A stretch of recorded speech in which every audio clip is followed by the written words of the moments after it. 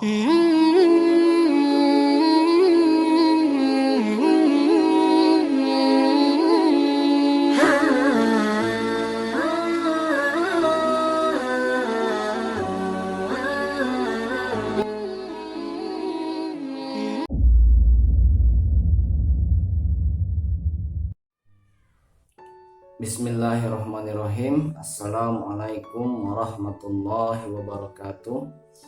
Hamdan wa syukranillah, salatan wa salaman ala rasulillah wa ala alihi wa ashabihi wa mawalah. Rabbi shrah li sadri wa yassir li amri wa hlul 'uqdatam min lisani yafqahu qawli. Allahumma anfa'na bima 'allamtana wa 'allimna ma yanfa'una wa zidna ilma. Baik anak-anakku sekalian, berjumpa lagi dengan Bapak di mata pelajaran fikih untuk Madrasah Aliyah semester ganjil kelas 12 di bab tentang sumber hukum Islam. Kita sudah pada pembahasan akhir bab tentang sumber hukum Islam. Sumber hukum Islam, ada sumber hukum Islam yang disepakati dan ada yang tidak disepakati. Sumber hukum Islam yang tidak disepakati ada beberapa hal, sudah bisa kita bahas sebelumnya. Ada istihsan, ada maslahah mursalah, ada istishab, ada urf, kemudian ada syar'un man qablana, juga ada madhab sahabi. Nah, untuk sumber hukum Islam yang tidak disepakati atau disebut juga sebagai sumber hukum Islam yang mukhtalaf, ada 3 lagi yang akan kita bahas. Yang pertama ada namanya sadduz zari'ah. Ya, sadduz zari'ah ini perlu sekali kalian pelajari karena banyak hal yang mungkin akan dihasilkan melalui sumber hukum ini. Ya, jadi sadduz zari'ah itu adalah konsep preventif agama Islam agar manusia tidak terjerumus terhadap perilaku yang diharamkan oleh Allah Subhanahu wa taala. Ada juga nanti amal ahlil Madinah. Amal ahli Madinah ini adalah suatu kaidah yang khas dari Imam Malik ya. Dan yang terakhir ada dilalatul iqtiron. Ya, dilalatul iqtiron. Pembahasan ketiganya akan segera kita bahas pada video pembelajaran kita kali ini. Mari kita simak sama-sama. Baik, pembahasan kita kali ini melanjutkan pembahasan tentang sumber hukum yang tidak disepakati. Bapak harap kalian masih bisa menjelaskan satu persatu sumber-sumber hukum yang tidak disepakati yang telah kita pelajari. Selanjutnya kita akan belajar tentang sadduz zari'ah, amal ahli Madinah, dan dalalatul iqtiron atau disebut juga dilalatul iqtiron. Apa pengertian ketiganya dan bagaimana pembahasannya? Mari kita bahas sama-sama. Yang pertama adalah sadduz zari'ah. Secara bahasa, saddu itu artinya menutup, sedangkan ad-zari'ah artinya al-wasilah atau perantara. Nah, jadi secara bahasa sebenarnya sudah cukup jelas ya, yaitu adalah sadduz zari'ah itu adalah menutup perantara. Perantara apa yang ditutup? Nah, maka dijelaskan dalam istilah. Cara istilah, ad-dari'ah artinya ma dhahiruhu mubahun wa yatawassalu ila muhramin. Sesuatu yang secara hukum dohirnya mubah tapi dapat menjadikan perantara terhadap sesuatu yang diharamkan. Nah, jadi perantara apa? Jadi perantara terhadap sesuatu yang diharamkan. Jadi menutup terhadap jalan ya atau perantara bagi sesuatu yang mengharamkan. Oke, kita seperti biasa akan jelaskan secara sederhana ya, rinci saja.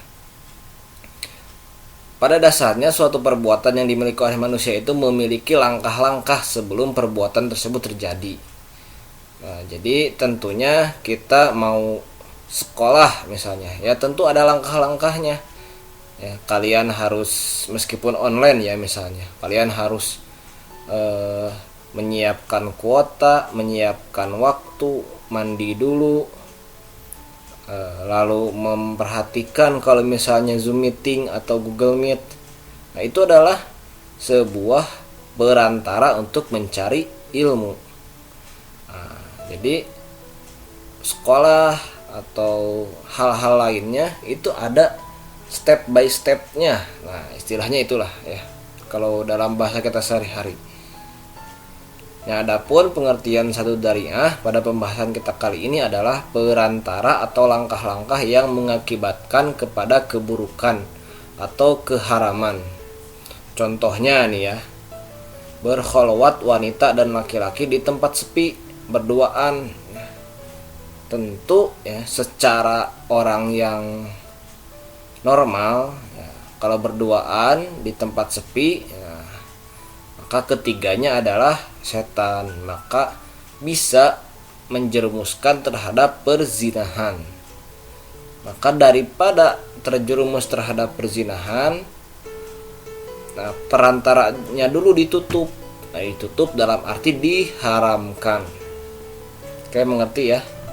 Jadi berkholawat laki-laki dengan wanita berduaan di tempat sepi itu hukumnya haram ya, karena menjadi perantara untuk menuju terhadap zina.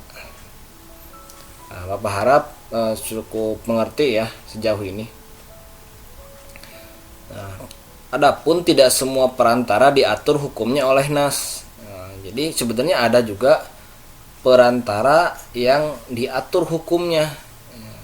Seperti contohnya kalau kita sholat, step by stepnya kita harus bersuci dulu, ya, wudu itu diatur juga ya oleh nas, oleh Al-Quran dan hadis. Tapi ada juga beberapa yang mengatur tujuannya saja. Yang diatur itu kalau kita contohkan tadi sholatnya saja, wudunya nggak diatur. Apakah ini hukumnya wajib, apakah mubah atau seperti apa. Nah, pembahasan seperti itu masuk terhadap pembahasan sadu dzari'ah. Jadi kita bisa tarik garis besarnya, sadu dzari'ah itu adalah menutup ya, celah atau perantara menuju keburukan. Ya, dengan ditutupnya perantara tersebut maka tidak sampai terjadi keburukan yang ditujukan. Selanjutnya adalah macam-macam dzari'ah. Jadi macam-macam dzari'ah juga sebenarnya ada 4 macam. Ada dzari'ah yang secara mutlak itu haram dan bisa menjadi perantara keharaman yang lain. Jadi memang secara perantara dia sudah punya hukum haram. Contohnya, ya, contohkan di sini adalah mabuk.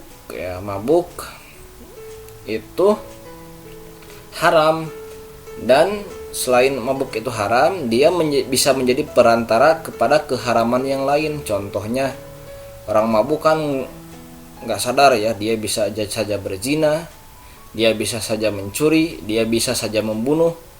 Nah, maka dzari'ah seperti ini mutlak ya, mutlak sepakat semua ulama haram ya, karena memang ada nasnya juga mencegah untuk terjadinya keburukan yang lebih besar. Tapi yang kedua ya, ada dzari'ah yang mubah ya, namun menjadi haram akibat tujuannya. Maksudnya bagaimana, Pak? Dicontohkan nikah muhalil ya, ini pelajaran fikih semester 4 atau kelas 11 di semester genap. Nah, nikah muhalil ini adalah nikah bagi orang yang sudah talak 3. Jadi kalau seseorang itu menikah kemudian cerainya itu adalah cerai talak 3, mau rujuk, mau kembali lagi menjadi suami istri itu tidak bisa langsung. Tapi si perempuan harus dinikahi dulu oleh orang lain ya. Baru kalau dia cerai lagi dengan orang tersebut, maka si mantannya yang pertama yang talak 3 bisa kembali lagi dengan istrinya tersebut. Maka hati-hati ya, kalau mohon maaf ya, misalnya di suatu saat kehidupan kita ya gak tahu lah ya, ada yang lurus-lurus aja, ada yang mungkin kehidupannya bisa mengalami perceraian. Nah itu harus diketahui hukum-hukumnya. Nah nikah muhalil ini adalah nikah yang diinisiatifkan oleh mantan suami yang pertama. Nah, jadi mantan suami yang pertama, agar dia bisa rujuk ke istrinya yang sudah ditalak 3, bayar orang. Nanti kamu nikah sama istri saya ya, tapi jangan diapa-apain. Ya, jangan diapa-apain, langsung kamu ceraikan. Ya, nanti biar dia bisa menikah dengan istrinya tersebut. Itu namanya nikah muhalil. Kaitannya dengan sadud dari'ah, nikah itu pada dasarnya boleh-boleh saja ya, bahkan ibadah. Tapi kalau tujuannya seperti itu ya, nikah muhalil atau menghalalkan untuk rujuknya pihak atau talak 3, maka itu diharamkan ya, karena nikah itu mitsaqon golido ya, ikatan yang sangat kuat, tidak bisa main-main ya, tidak bisa main-main pernikahan itu untuk dari'ah mubah namun bisa menjadi haram akibat tujuannya. Ada juga dari'ah mubah yang bisa menimbulkan fitnah atau kerusakan. Jadi mungkin tidak sampai haram tapi bisa menimbulkan fitnah. Mohon maaf, yang tadi yang kedua. Nah yang kedua ini contoh dari sadud dari'ah juga. Jadi keharaman yang belum ada hukumnya, bahkan hukumnya mubah, tapi bisa menjadi haram karena tujuannya haram. Ada juga dari'ah yang mubah tapi bisa menimbulkan fitnah. Mungkin ini nanti hukumnya makruh ya. Contohnya di sini adalah istri yang ditinggal mati oleh suaminya. Ditinggal mati oleh suaminya pada masa berkabung, dia justru dandannya menor ya, menarik perhatian orang lain, padahal dia terikat masa idah. Masa idah bagi orang yang ditinggal cerai mati ya, namanya cerai mati ya, ditinggal meninggal itu adalah cerai meninggal itu adalah 4 bulan 10 hari, sekitar 130 harian. Nah, maka selama 130 harian tersebut si istri tidak boleh menikah dengan orang lain. Itu namanya masa iddah ya, masa iddah. Nah, selama masa iddah ini pun sebenarnya agar tidak menarik perhatian laki-laki lain, dilarang untuk, bukan dilarang ya, makruh untuk berias. Karena apa? Takutnya ya si cowoknya nanti tertarik ya, baru 2 bulan baru tertarik, misalnya dia pengen cepet-cepet nikah, akhirnya nikah pada masa iddah. Tentu adalah nikah yang diharamkan. Ada juga nikah dari'ah yang mubah dan tidak menimbulkan kerusakan yang besar ya. Contoh menatap istri, calon istri ketika meminang.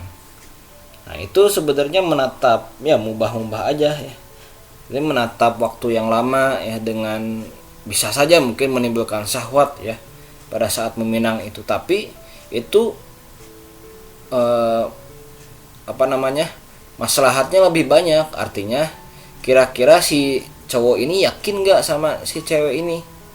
Nah, hal seperti itu diperbolehkan karena kemaslahatannya itu lebih besar daripada kemadorotannya. Nah itu adalah macam-macam dari'ah. Lalu kehujahan sadud dari'ah sebagai dalil hukum. Karena pembahasan kita adalah hukum yang mukhtalaf, artinya tidak bersepakat untuk menjadi dalil hukum, maka ada yang pro dan ada yang kontra. Yang sepakat sebagai dalil hukum ada di 2 madhab, yaitu adalah madhab Maliki dan madhab Hambali.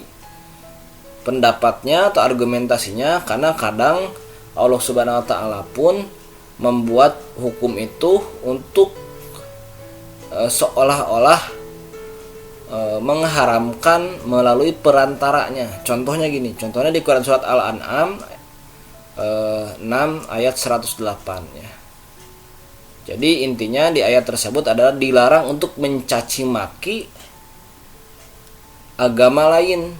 Karena apa? Dengan mencaci maki agama lain, nanti agama lain juga akan mencaci maki Allah Subhanahu wa ta'ala. Ya, tentu ini tidak mau ya.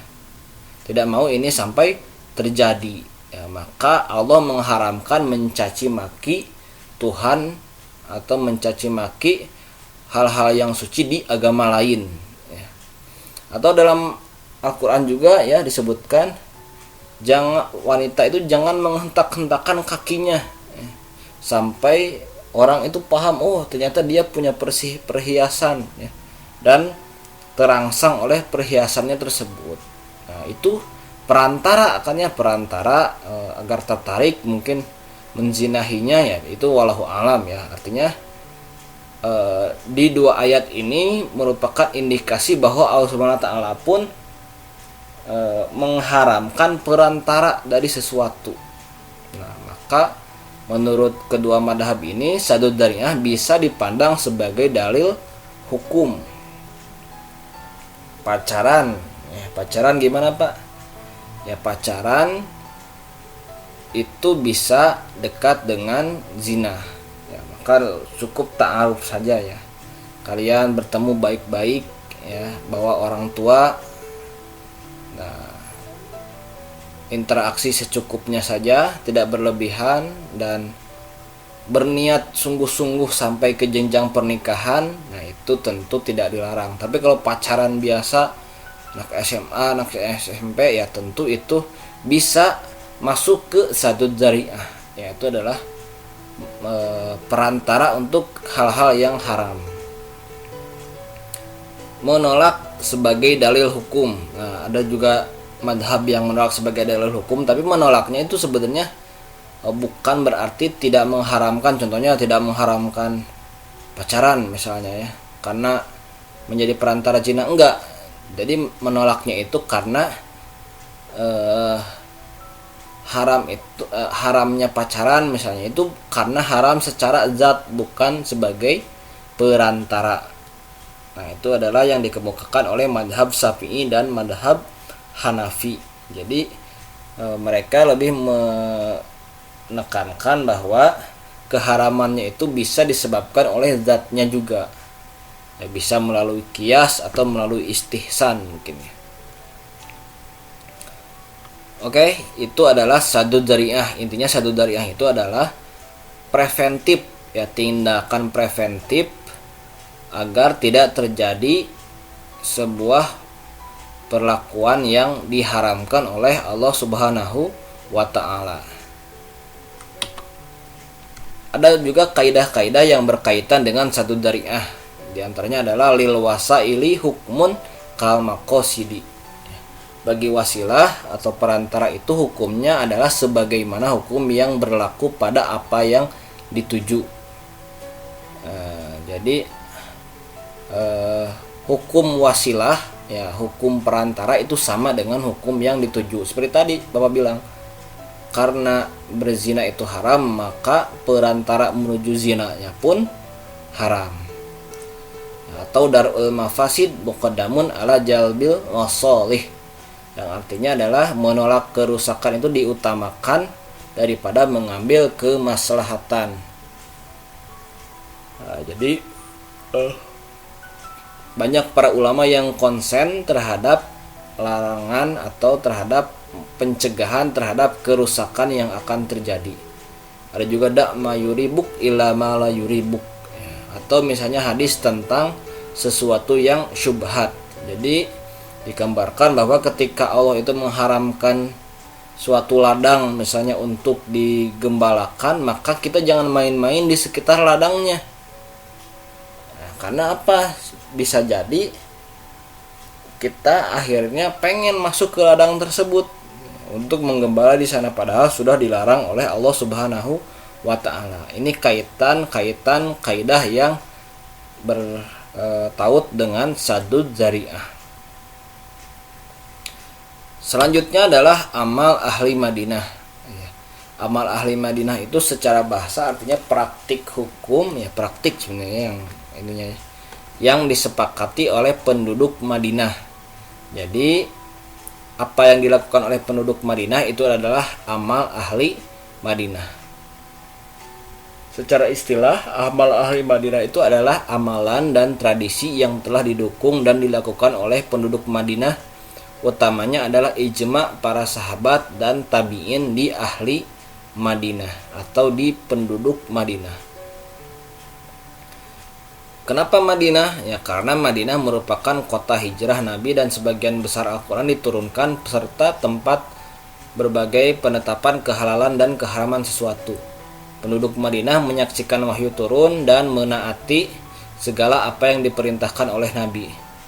Pandangan amal ahli Madinah itu merupakan pandangan khas dari Imam Malik yang juga dituangkannya dalam kitab Al-Muwatta. Jadi memang secara konsepnya ya amal ahli Madinah itu seperti ini. Karena Nabi itu banyak menurunkan syariat di Madinah ya, meskipun di Mekah juga ya 13 tahun ya. Tapi di Mekah itu kan lebih concern terhadap akidah ya. Untuk masalah fikih, masalah muamalah itu lebih banyak di Madinah. Nah, karena orang-orang Madinah itu tahu bagaimana Rasulullah istilahnya bermuamalah ya, berinteraksi, maka tentu orang-orang Madinah ini punya keutamaan. Jadi kalau mau lihat apakah suatu amalan itu benar atau enggak, maka lihat aja orang Madinah ngerjain atau enggak. Ya karena orang Madinah itu tahu ya, setahu-tahunya bagaimana Rasulullah melakukan. Nah, kembali lagi pembahasan tadi yang sempat disinggung sebenarnya. Apa sih keistimewaan Madinah ya menurut Imam Malik ya? Tentu Madinah itu adalah tempat turunnya sebagian besar wahyu ya, bahkan surat Al-Baqarah ya, kecuali ayat 281 itu diturunkan di Madinah ya, di Madinah. Begitu juga dengan Ali Imran. Jadi surat-surat yang panjang itu rata-rata di Madinah. Kemudian penduduk Madinah dan Madinah menjumpai turunnya wahyu dan mengamalkannya. Seperti tadi saya sebutkan, jadi penduduk Madinah itu melihat ya bagaimana turunnya wahyu dan Nabi Muhammad mengamalkannya. Karena apa? Nah, di Madinah itu beda dengan di Mekah. Kalau di Mekah itu Nabi bukan sebagai kepala negara. Nabi itu hanya sebagai warga negara dan nabi. Tapi kalau di Madinah Nabi itu sebagai nabi ya, Rasul sebagai nabi, juga sebagai kepala negara. Ya, jadi semuanya diatur oleh Nabi, tidak ada yang menghalangi. Tidak seperti saat di Mekah.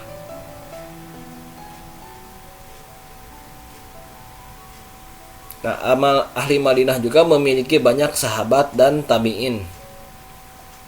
Jadi kebanyakan memang para sahabat dan tabi'in itu berdiam dirinya itu di Madinah.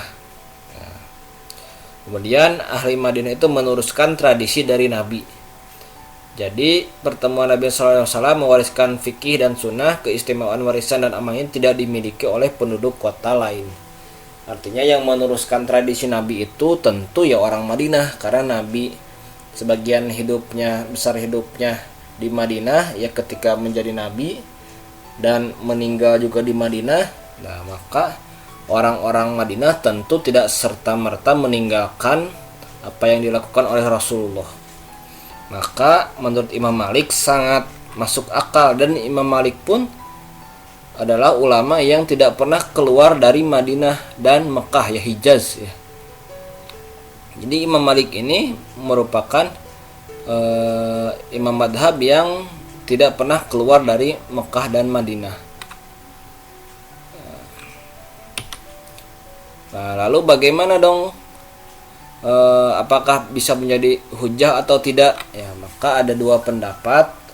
Yang tentu sebagai dalil hukum itu dikemukakan oleh Imam Malik, yang pada intinya Imam Malik berpendapat bahwa ketika suatu perbuatan itu dilakukan oleh orang Madinah itu bisa menjadi sumber hukum. Karena apa tadi? Ya, tradisi orang Madinah itu yang meneruskan tradisi Rasulullah, utamanya generasi tabi'in ya, maksudnya generasi sahabat sampai tabi'in. Kalau generasi sekarang mungkin ya beda lah ya.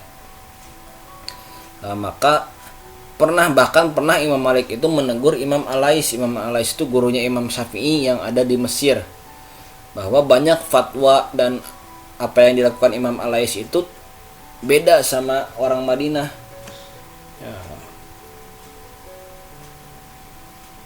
Maka ditegur oleh Imam Malik ya. Kemudian tentunya ada juga yang berpendapat bahwa bukan sebagai dalil hukum ya. Pandangan ini tentu disebutkan oleh beberapa imam selain Imam Malik, karena tentunya sumber dalil hukum itu bukan sosiologis masyarakatnya ya, tapi sumber hukumnya, yaitu adalah nas Al-Quran dan hadis. Boleh jadi ya apa yang dilakukan oleh orang Madinah ini memang tradisinya mereka, bukan tradisi Nabi. Atau bahkan bisa jadi banyak sahabat yang meninggalkan Madinah dan hidup di kota-kota seperti di Kufah, di Basrah, akan di Samarkand, yang membawa hadis dari Nabi, dan itu tidak boleh atau tidak serta-merta hadisnya tidak sahih karena tidak dikeluarkan di Madinah. Nah, itu adalah amal ahli Madinah. Intinya amal ahli Madinah itu ketika suatu perbuatan itu dilakukan oleh orang Madinah, oleh penduduk Madinah, maka itu bisa dikatakan bersumber dari Nabi. Atau misalnya kita pengen cari apa sih yang benar yang dilakukan oleh Nabi, maka lihatlah bagaimana cara penduduk Madinah berinteraksi. Selanjutnya yang terakhir adalah dilalatul iktiron ya. Dilalah itu secara bahasa artinya petunjuk, iktiron itu artinya bersama-sama. Dilalatul iktiron artinya suatu petunjuk karena ada suatu perkara yang disebutkan bersama-sama dengan perkara yang lain, maka keduanya lebih yang bersama-sama itu diberi hukum yang sama pula. Contohnya Quran Al-Baqarah ayat 196 ya. Wa atimul hajja wal umrata lillah, dan sempurnakanlah ibadah haji dan umroh karena Allah. Nah, di sini ada ataf waw ya. Jadi umroh ini bisa jadi wajib ya kalau di sini, kalau memakai dilalatul iktiron, karena di sini wawunya wawu atap. Wawu atap itu artinya hukum atau keadaan keduanya sama ya, dan wawu atap dan sempurnakanlah ibadah haji dan umrah karena Allah. Kemudian kehujahan dilalatul iktiron ya, para ulama berbeda pendapat tentang kedudukan dan kehujahan dilalatul iktiron. Jumhur ulama menyatakan bahwa dilalatul iktiron tidak dapat dijadikan sebagai hujah. Alasannya bersama-sama dalam suatu perkara belum tentu dan tidak harus bersama-sama pula dalam ketetapan hukum.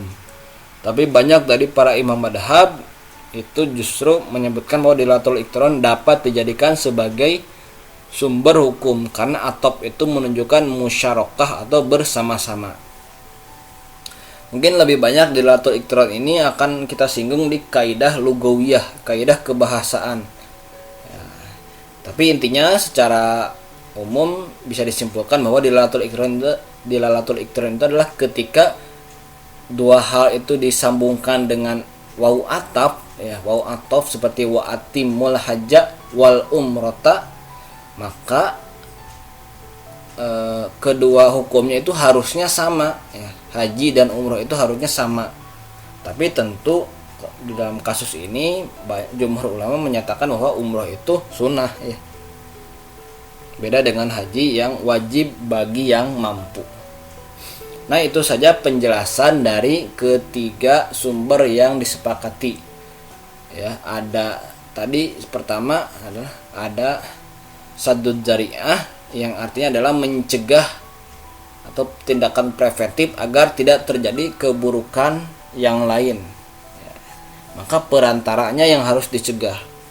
Kemudian ada juga amal ahli Madinah, yaitu adalah kebiasaan atau interaksi di antara penduduk Madinah. Dan ada juga dilalatul iktiron, artinya kesamaan atau bersamanya sebuah dalil sehingga seharusnya hukumnya adalah sama. Nah, itu saja yang bisa Bapak sampaikan. Ini adalah penjelasan terakhir di seri tentang sumber hukum Islam yang tidak disepakati. Mudah-mudahan ilmu yang sudah kita bahas sejauh ini bisa bermanfaat baik bagi Bapak atau juga baik bagi kalian semua. Terima kasih. Billahi fisabilil haq, wastabiqul khairat. Wassalamualaikum warahmatullahi wabarakatuh.